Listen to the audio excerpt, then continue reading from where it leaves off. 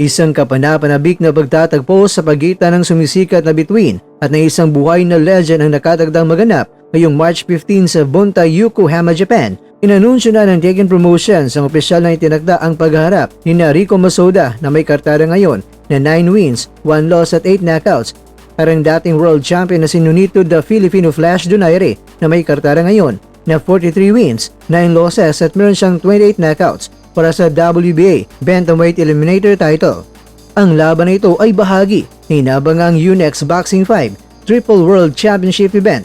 Si Masoda, mga kwento na kasalukuyang ranked number 4 sa Bantamweight Division, ay kilala sa kanyang mapangwasak na left straight, isang estilong nagpapaalala sa mga boxing fans sa dating WBC champion na si Shinsuke Yamanaka.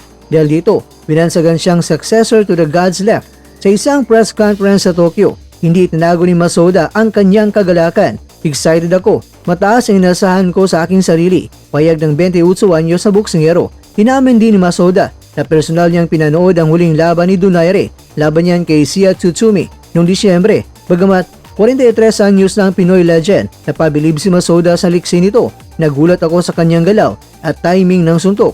Buhay na buhay pa rin ng The Filipino Flash, lalo na ang kanyang left hook